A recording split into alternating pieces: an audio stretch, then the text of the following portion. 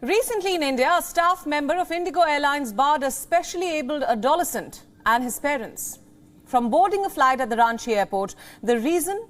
They said he was in a state of panic. The ignorance of the staff has shocked and outraged people across the nation. Since the incident, there have been outpourings of anger and dismay.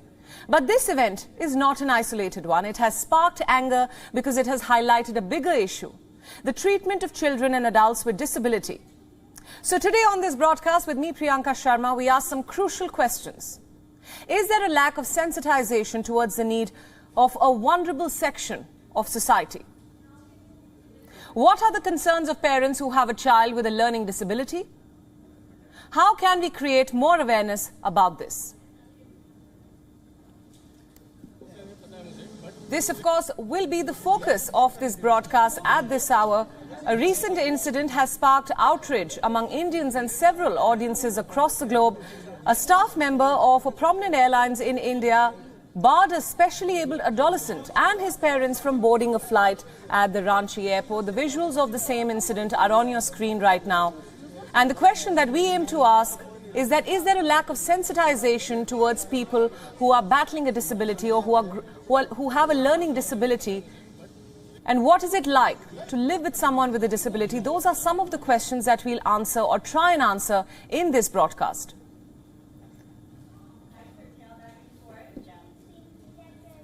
That sounds good. Yeah. Maybe you've copied.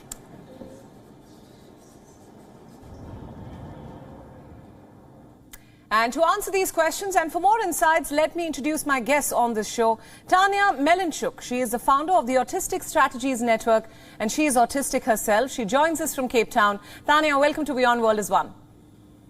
Thank you very much. And also joining us is Professor Shefali Gulati. She is the Chief of the Child Neurology Division at the Department of Pediatrics at AIIMS New Delhi, the Indian capital. Thanks so much, Professor Gulati, for joining us at this hour. Thank you. Good evening. So I'd like to start this discussion. I hope that this will be a very fruitful and candid discussion. Tanya, I'd like to begin with you.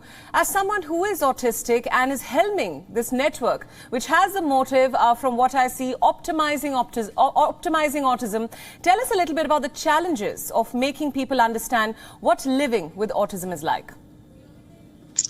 Well, one of the struggles that we have is that people tend to get their information not from autistic people themselves, but filtered through from experts who learned it from other experts. And in the end, the expertise is often just not there because they don't have that lived experience. One of the particular difficulties is for people who do not speak, who communicate by other means or who haven't been given a means to communication yet, to get their message across, which may be very different from the experiences of people who do speak. And so the challenge has been to raise awareness and to raise the voices, as one might say, of people who don't speak through their own words and through them saying what kinds of methods of communication work for them and what their struggles are. Generally, that's not where people are getting their information. They're getting it from organizations. They're not getting it from the people directly. Yeah, that's an interesting point that you've mentioned, Tanya. Coming to you now, Professor Gulati, you work with children who may have developmental disorders. What has been your experience, especially in India, where there is a lack of awareness about cognitive disabilities in particular? This recent incident that we just showed our viewers is a stark example. Actually, the problem of neurodevelopmental disorders is there, and it's a huge problem. In the only prevalence study which is available in India, which we had done in 2011, had shown that in the age group of 2 to 9 years, as many as 12% of children have one or more neurodevelopmental disorders, which includes autism spectrum disorders, ADHD, specific learning disability, speech and language impairment, hearing impairment, vision impairment, epilepsy, and cerebral palsy and neuromuscular disorders. All of them combined with 12%. So you see the number is too huge. And that is something I wanted to mention in the beginning, because people should understand that there are too many of the children who have difficulties and challenges. So they are not few. And one more basic problem I find in India is there is lack of empathy and understanding. There is a very high need, and I feel that destigmatization and explaining to people the need for humanistic attitude towards all the children with special needs is very, very important. And I agree with Tanya. Actually, I'm the International Society for Autism Research Global Senior Leader representing India. And I have been trying to advocate, and that INSAR advocates all the time that you should have autistic researchers. And, even in our meetings and all, we are getting autistic children who are self-advocates and their parents. It's very important. And even in research, it is important to understand what they feel and all at the outset, and even with academics and all the research, you cannot know. The whole thing comes with the cohesion of involving the persons with the challenges, so as you understand what is it to live through it. Absolutely. Thanks for that, Professor Gulati. You've raised some important points. The question of raising awareness through research as well as other methods. Tanya, I want to take this question from you. There is clearly a lack of sensitization towards this vulnerable section of society. Tell us about your experiences when it comes to explaining to people what is it like living with autism or living with someone who has a learning disorder or a developmental disorder. I think one of the challenges now, bear in mind, I'm speaking to you from Africa as a descendant of colonists. So my cultural experience is also different from that of my African peers who are Black. And I work closely with activists who are Black specifically, because when you try to explain something to somebody, you're explaining it to them within their cultural paradigm. So if somebody moves and responds to their environment in a way that's different from people around them, the interpretations are going to be filtered from what you think that is happening to that person from your cultural perspective. So some of my friends, for example, have been through exorcisms and through kind of like people trying to pray out the demons inside them, taking it from that perspective. They think that that's what's wrong with them, or they think they've been cursed in some way. Whereas some of my white friends and also friends with a more westernized background, they might have been looked at from a medical paradigm, like as if there's something medically wrong with them. And that's not really the view of disability that we want, that fosters the best human rights. Yes, we may have medical problems as well, and that might be the cause, the source of a disability. It could be a medical problem. But sometimes it's just a matter of saying that whatever your difference is, whether it's a medical difference or whether you just turned out somehow very different from other people, not in a way that medicine should really try to teach, that you still have the same human rights as other people. Right. And that's become very much a perspective that we've taken in trying to train people into self-advocacy in Africa as well. That people have been given a kind of narrative by society as to what disabled people should be like and where they can find their niche, which is not always a very helpful one. I've encountered, and also speaking of India, I've encountered people from India who feel that disabled people are there kind of to teach the world a lesson in some way, and that they have perpetual innocence in some Indian cultures. And I realize it's not all, otherwise you wouldn't have terrible incidents. But those things of where you have to be the special angel, or whether you've brought you've come to magnanimously bestow on the world some special message. That's not necessarily true. I mean, you're a regular human being like anybody else. I'll just interject over there. Obviously, we don't want to talk about these myths and superstitions. We want to talk about the actual treatment. So coming back to you, Professor Gulati, let's talk about living with a child, given your experience, living with a child or an adult who has a disability or especially abled. For parents in particular, as we have seen in countless incidents, it's a painful journey watching their child or partner struggle not just because of the internal challenges, but also because of the way society treats them. What are your thoughts on the same? Yeah, absolutely. Actually, all along, the doctors and all have been seeing the medical model. We have to focus on the medical model to begin with, because many of these conditions have coexisting comorbidities. And in that study which I was mentioning, as many as 21.8% children had more than one condition. So that is important. But you have to focus on the capability model to understand what the child can do, and so as to work on the child so as to maximize his or her potential. And the disability, is because of a medical condition plus the environment. The environment in the form of whatever, like you don't have ramps and all that for the physically challenged and proper, and some visual thing, you don't have vision and hearing, those aids which are there, plus the attitude of the people around. that all is going to cause to make a problem, a medical problem, into a disability. So all those things have to be taken care of.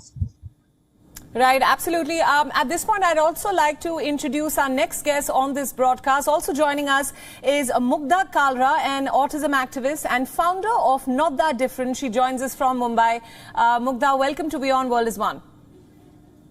Hi, just a bit of a tech glitch, so I hope you can see me. Absolutely, and you can hear me. No, we can. Thank you so much for joining us.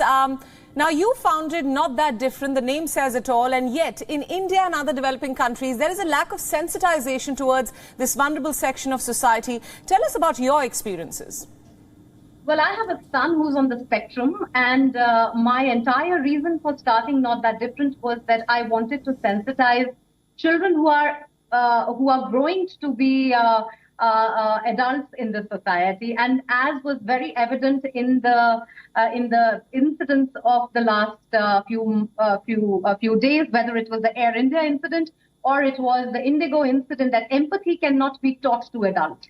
Empathy cannot be taught at a certain age, and this is the reason why when I started Not That Different, it was about sensitizing children and answering their questions about kids that are different from them. I used to hear my nephew and nieces ask me questions about my son, and that's what prompted me to answer their questions in a comic book format. And Not That Different is now a comic book which has my son, who's on the autism spectrum, as a mascot, so that if these children grow with kids like Madhav, understanding what differences are, what neurodiversity is, perhaps when they see somebody having a meltdown on an airport, or perhaps they see somebody stimming, they're not going to be surprised by that, and they might just say, oh, that's somebody who is different than me, his brain is wired differently, they are different, and perhaps they will be more understanding and compassionate towards those who are different from them.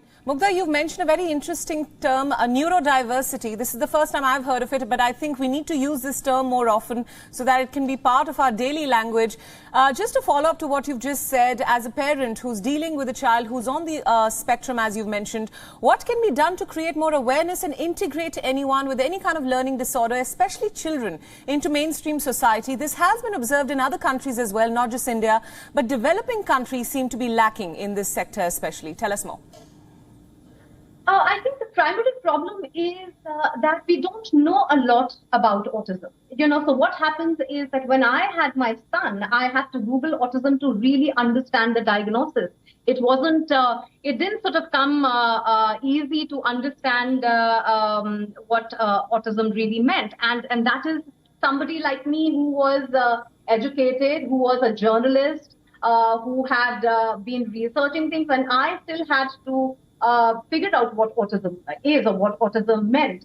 And then I figured that it is an autism spectrum, which is that not one person you meet on the autism spectrum is alike the other. They have all different ways of learning. They all, somebody learns visually, somebody learns in an auditory format, somebody learns by writing.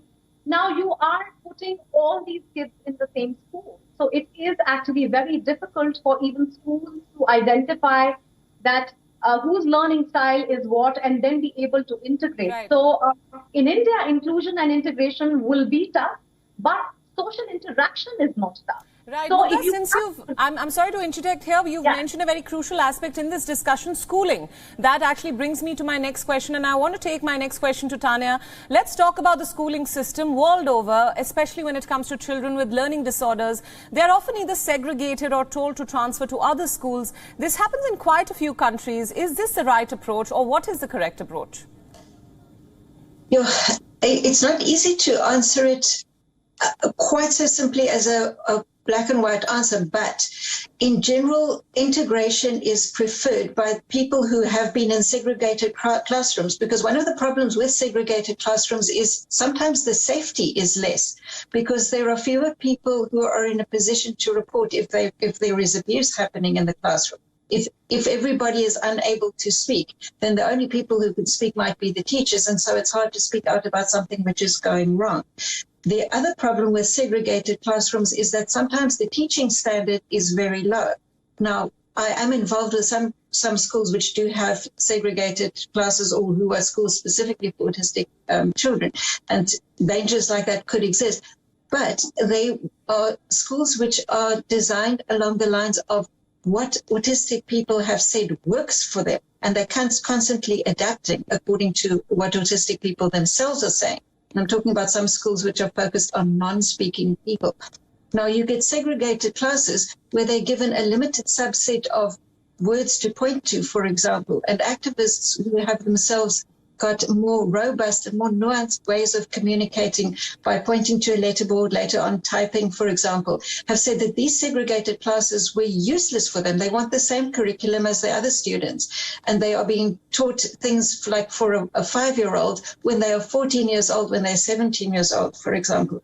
Right. The challenges of that, and I know I might be going on for a little long, but the challenges of that sometimes is that some of us with neurodevelopmental disabilities, like I'm sitting pretty still right now, but some people cannot sit still like that. They also can't control what comes out of their mouth. So even though they may not be able to speak, they could be very loud and they could be very disruptive in a way that you should not really control, because it's not something that they can control.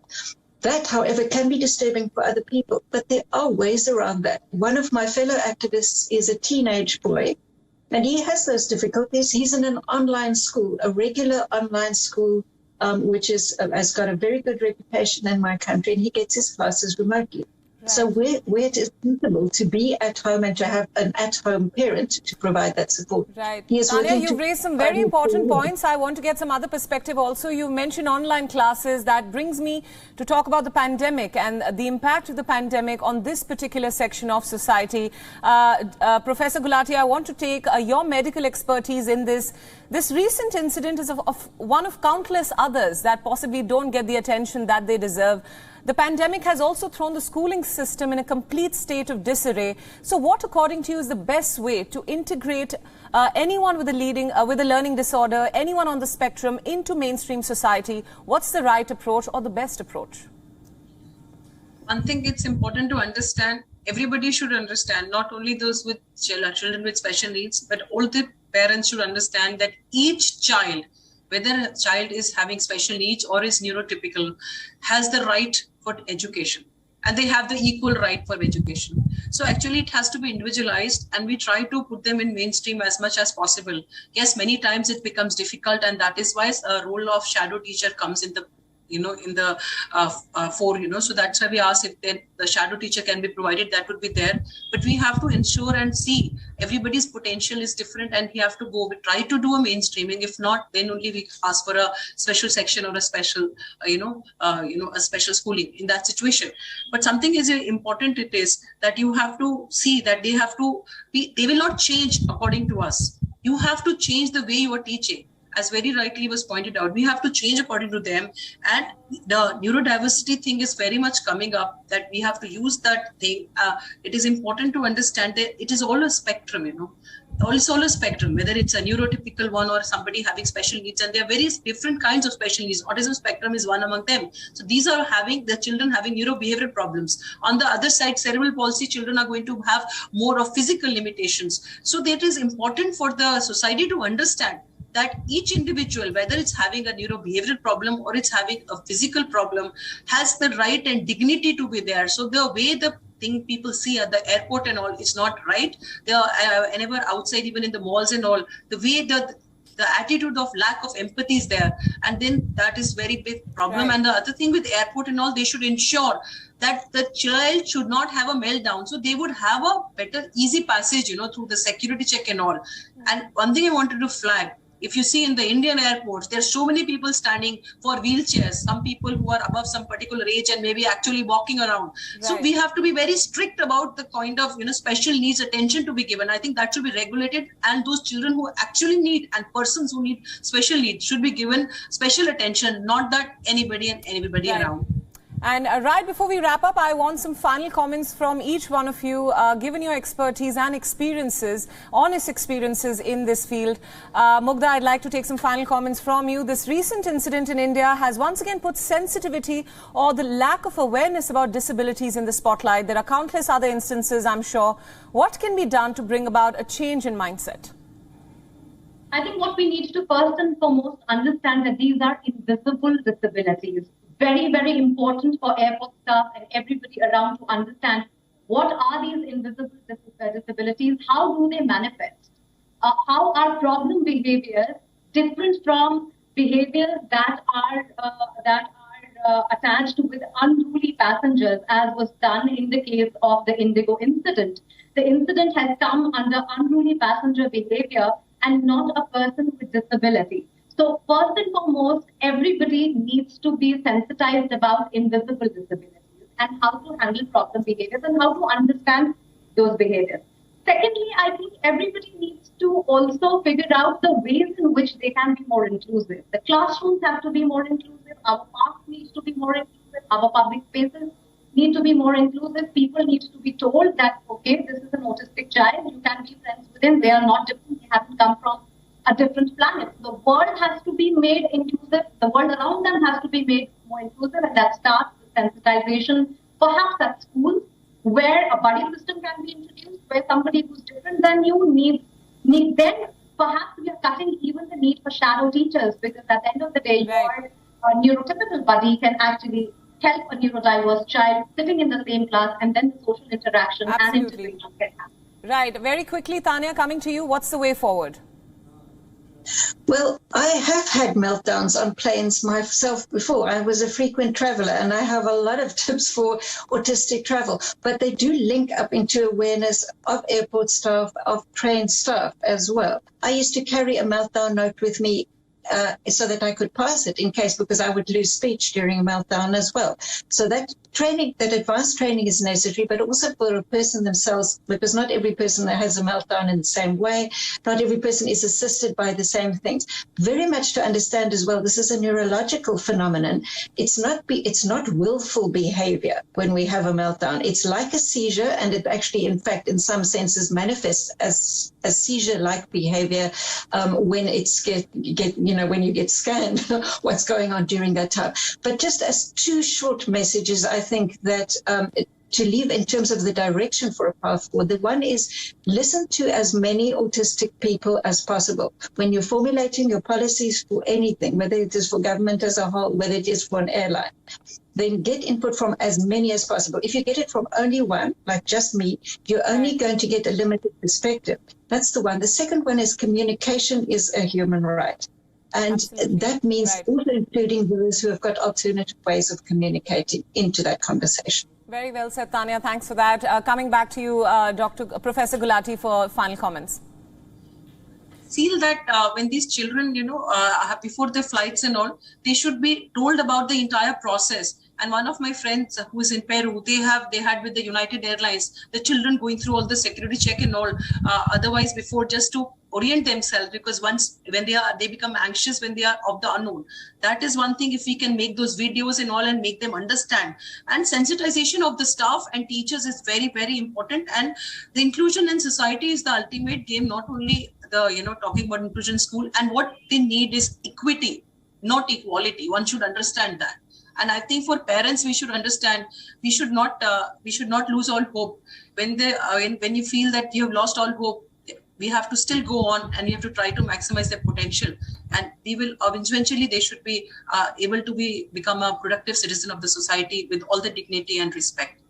Absolutely, and that brings us to the end of this fruitful discussion. I must thank all of you for being so candid, so honest about all your experiences, and thanks for joining us on WION. A few terms that stood out for me personally: neurodiversity and sensitization, awareness are all the need of the hour. Thanks for joining us on WION.